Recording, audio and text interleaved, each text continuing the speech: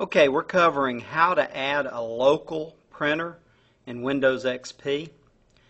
Let me first of all start off by helping you see what printers we have installed. We'll go down to Start, up to Printers and Faxes, and you'll see it appears that we have 3 printers here, but we actually don't, because these two, the one that says XP Document Writer and Send to OneNote 2010, are drivers that programs use. You can't actually print to those and have them come out on a printer. We do have one printer installed, and you can see it's a network printer by the way it's named. And we'll cover network printers on another recording. So what we're going to do is we're going to minimize that so we can come back and see our local printer after it's been installed.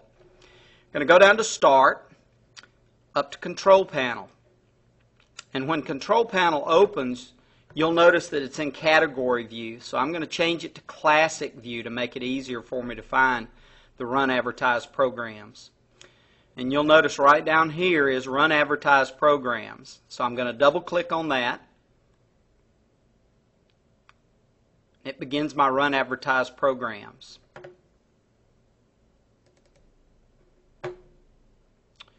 Now, one important thing to notice is the areas and the categories. It should be set to all areas and all categories, because if I change those, I won't see all the things that are available.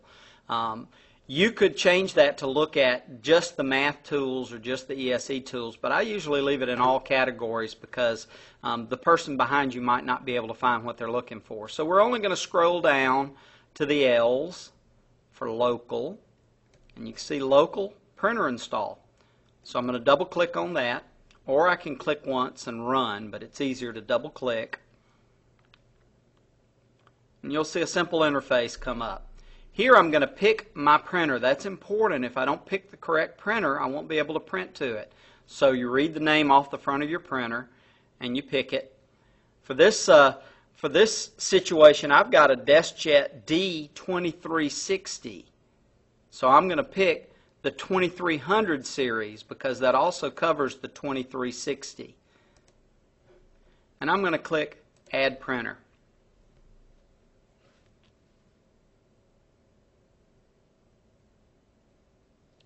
You'll notice that the Add Printer button pops back out whenever it's finished installing that driver.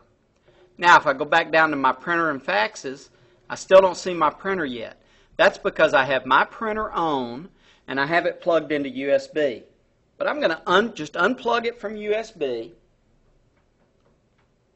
and plug it back in.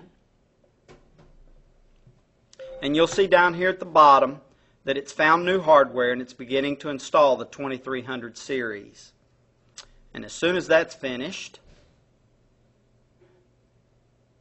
you'll see the printer show up.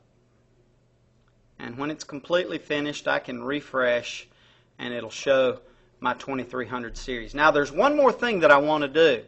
I don't want to print to my network printer all the time. I want this to be my default printer. So I'm going to right click on it and I'm going to set as default printer. And you'll see the black check mark move up to that printer. So at that point I'm finished. Now, if I had run into a problem where my printer never shows up, even after I replug and plug back in and reboot, still don't get a printer, then the next thing that you need to do would be to add to put in a help desk ticket for a technician to come look at the situation. That very seldom ever happens, but if it does, we'd put a ticket in. If you get an error message inside of the install, as you're installing, if something pops up and it's an error message, you'll need to write that down and include that in the help desk ticket.